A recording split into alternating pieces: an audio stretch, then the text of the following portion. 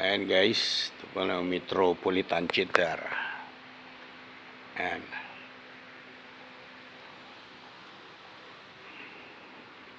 Ganda na siya guys. Nung araw matagal tong hindi nagbukas. Ayan.